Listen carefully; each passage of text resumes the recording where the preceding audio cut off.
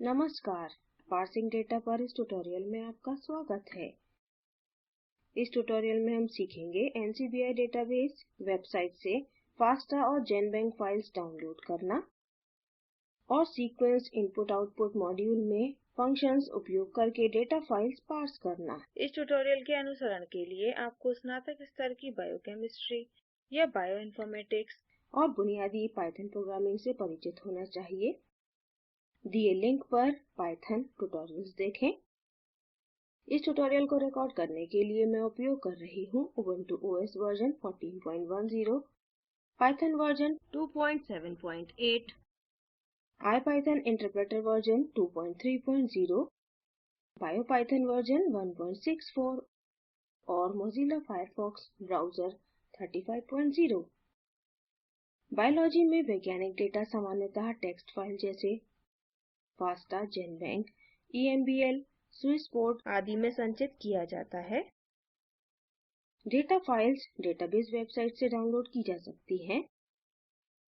किसी भी web browser में नीचे दिया गया वेबसाइट लिंक खोलें। एक वेब पेज खुलता है। अब मनुष्य के इंसुलिन जीन के लिए फास्टा और जेनबैंक फाइल्स डाउनलोड करते हैं। सर्च बॉक्स में टाइप करें ह्यूमन इंसुलिन। सर्च बटन पर क्लिक करें। वेब पेज मनुष्य के इंसुलिन जीन की अनेक फाइल्स दिखाता है। प्रदर्शन के लिए मैं होमो सैपियंस इंसुलिन mRNA नाम के साथ 4 फाइल्स चुनूंगी। मैं 500 से कम बेस पेयर्स यानी युग्म रखने वाली फाइल्स चुनूंगी। डाउनलोड के लिए फाइल चुनने के लिए चेकबॉक्स पर क्लिक करें। कर्सर को सेंड टू विकल्प पर लाएं, जो पेज के ऊपरी दाएं कोने पर है। डाउन एरो के साथ छोटे चयनित बटन पर क्लिक करें जो सेंड टू बटन के पास है। चूज डेस्टिनेशन शीर्षक में फाइल विकल्प पर क्लिक करें। आप इस फाइल को किसी भी फाइल फॉर्मेट में सेव कर सकते हैं जो फॉर्मेट ड्रॉप डाउन सूची बॉक्स में सूचीबद्ध है। दिए विकल्पों में से फास्टा चुनें, फिर क्रिएट फाइल विकल्प पर क्लिक करें। स्क्रीन पर एक डायलॉग बॉक्स दिखता है। ओपन विद चुनें, ओके पर क्लिक करें। टेक्स्ट एडिटर में फाइल खुलती है। फाइल 4 रिकॉर्ड्स दिखाती है चूँकि हमने डाउनलोड के लिए 4 फाइल्स चुनी थीं। प्रत्येक रिकॉर्ड में पहली लाइन आइडेंटिफायर लाइन है। यह ग्रेटर देन चिन्ह से शुरू होती है। इसके बाद सीक्वेंस आती है। उस फाइल को अपने होम फोल्डर में sequence.fasta की तरह सेव करें। टेक्स्ट एडिटर बंद करें। पहले चयनित समान फाइल्स के लिए जेनबैंक फॉर्मेट में फाइल्स डाउनलोड करने के लिए ऊपर की तरह ही स्टेप्स का अनुसरण करें। फाइल फॉर्मेट में जेनबैंक चुनें। एक फाइल बनाएं, टेक्स्ट एडिटर के साथ खोलें। ध्यान दें कि जेनबैंक फॉर्मेट में सीक्वेंस फाइल फास्टा फाइल से ज़्यादा फीचर्स रखती है। फाइल को अपने होम फोल्डर में sequence.gb की तरह सेव करें। टेक्स्ट एडिटर बंद करें।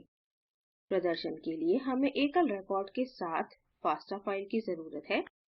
इसके लिए चेक बॉक्सेस पर दोबारा क्लिक करके पिछले चयन को क्लियर करें। अब ह्यूमन इंसुलिन जेन कंप्लीट CDS फाइल चुनें। चेक बॉक्स पर क्लिक करें और होम फोल्डर में फाइल सेव करने के लिए पहले दिखाई गई समान स्टेप्स का अनुसरण करें। फाइल को insulin.fasta की तरह सेव करें। इन फाइल्स में संचित बायोलॉजिकल डेटा को बायोपाइथन लाइब्रेरीज उपयोग करके एक्सट्रैक्ट और संशोधित किया जा सकता है। टेक्स्ट एडिटर बंद करें। डेटा फाइल से डेटा एक्सट्रैक्ट करना पार्सिंग कहलाता है। अधिकतर फाइल फॉर्मेट्स seqio मॉड्यूल में उपलब्ध फंक्शंस उपयोग करके पार्स किए जा सकते हैं। seqio मॉड्यूल के अधिकतर उपयोग होने वाले फंक्शंस हैं पार्स, रीड, राइट और कन्वर्ट। एक साथ Ctrl Alt और T कीज दबाकर टर्मिनल खोलें। प्रॉम्प्ट पर IPython टाइप करके IPython शुरू करें। एंटर दबाएं। आगे बायो पैकेज से seqio मॉड्यूल को इंपोर्ट करें। प्रॉम्प्ट पर टाइप करें from bio import seqio, enter दबाएं। हम सबसे महत्वपूर्ण फंक्शन parse से शुरू करेंगे। प्रदर्शन के लिए मैं वो FASTA फाइल उपयोग करूँगी जो बहुत से रिकॉर्ड्स रखती है जो हमने डेटाबेस से पहले ही डाउनलोड की थी। आसान FASTA पार्सिंग के लिए प्रॉम्प्ट पर निम्न टाइप करें। यहाँ हम sequence.fasta फाइल की विषय वस्तु पढ़ने के लिए parse फंक्शन उपयोग कर रहे हैं। आउटपुट के लिए रिकॉर्ड आईडी, रिकॉर्ड में उपस्थित सीक्वेंस और सीक्वेंस की लेंथ भी प्रिंट करें। यह भी ध्यान दें कि सीक्वेंस डेटा को सीक्वेंस रिकॉर्ड ऑब्जेक्ट्स की तरह पढ़ने के लिए parse फंक्शन उपयोग किया जाता है। यह सामान्यतः for लूप के साथ उपयोग किया जाता है। यह दो आर्ग्युमेंट स्वीकार कर सकता है। पहला वाला डेटा पढ़ने के लिए फाइल नाम है, दूसरा फाइल फॉर्मेट को निर्दिष्ट करता है। आउटपुट के लिए एंटर की दो बार दबाएं। आउटपुट में आइडेंटिफायर लाइन इसके बाद फाइल में शामिल सीक्वेंस और फाइल में सारे रिकॉर्ड्स के लिए सीक्वेंस की लेंथ भी दिखाती है।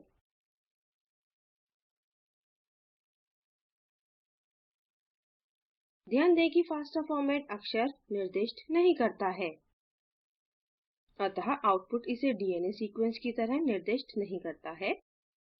समान स्टेप्स GenBank फाइल की पार्सिंग के लिए दोहराई जा सकती हैं। प्रदर्शन के लिए हम GenBank फाइल उपयोग करेंगे जो हमने पहले ही डेटाबेस से डाउनलोड कर ली है। कोड की लाइनें जो हमने पहले उपयोग की थी प्राप्त करने के लिए अप एरो की दबाएं। फाइल का नाम बदलकर sequence.gb करें।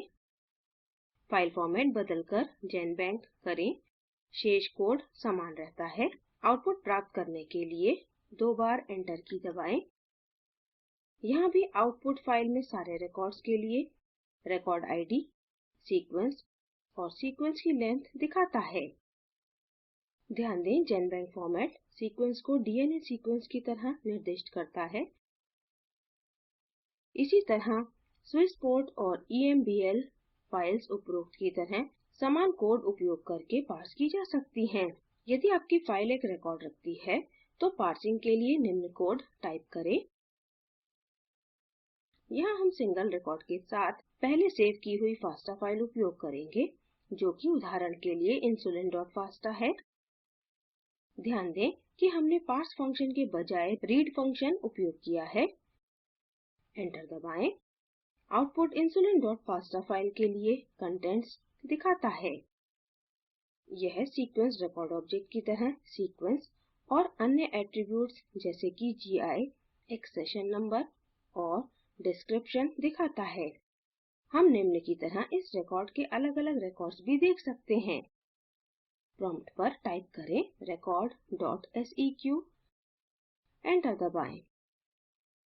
आउटपुट फाइल में उपस्थित सीक्वेंस दिखाता है। इस रिकॉर्ड के लिए पहचानकर्ताओं को देखने के लिए टाइप करें record.id, एंटर दबाएं। आउटपुट GI नंबर और एक्सेशन नंबर आदि दिखाता है। आप अपनी पसंद की डेटा फाइल्स को पार्स करने के लिए उपरोक्त वर्णित फंक्शन उपयोग कर सकते हैं। अब इसे सारांशित करते हैं। इस ट्यूटोरियल में हमने सीखा NCBI डेटाबेस वेबसाइट से FASTA और GenBank फाइल्स डाउनलोड करना और seqio मॉड्यूल से पार्स और रीड फंक्शंस उपयोग करना। FASTA और GenBank फाइल्स से डेटा जैसे कि रिकॉर्ड आईडीज, डिस्क्रिप्शन और सीक्वेंसेस एक्सट्रैक्ट करना। नियत कार्य में NCBI डेटाबेस से अपनी पसंद के न्यूक्लियोटाइड सीक्वेंस के लिए FASTA फाइल्स डाउनलोड करें। सीक्वेंसेस की फाइल को उनके रिवर्स कॉम्प्लीमेंट्स में बदलें। आपका पूरा किया हुआ नियत कार्य कोड की निम्न लाइनें रखना चाहिए। FASTA फाइल से न्यूक्लियोटाइड सीक्वेंसेस को लोड करने के लिए parse फंक्शन उपयोग करें। आगे रिवर्स कॉम्प्लीमेंट मेथड में बने सीक्वेंस ऑब्जेक्ट उपयोग करके रिवर्स कॉम्प्लीमेंट प्रिंट करें। निम्न लिंक पर उपलब्ध वीडियो स्पोकन ट्यूटोरियल प्रोजेक्ट को सारांशित करता है। कृपया इसे डाउनलोड करें और देखें। स्पोकन ट्यूटोरियल प्रोजेक्ट टीम कार्यशालाएं चलाती है और ऑनलाइन टेस्ट पास करने वालों को प्रमाण पत्र देती है। अधिक जानकारी के लिए कृपया हमें लिखें। स्पोकन ट्यूटोरियल प्रोजेक्ट भारत सरकार के MHRD के NMEICT द्वारा निधिबद्ध है। इस मिशन पर अधिक जानकारी दर्शाए लिंक पर उपलब्ध है। IIT बॉम्बे से मैं श्रुति आर्य आपसे विदा लेती हूँ। हमसे जुड़ने के लिए धन्यवाद।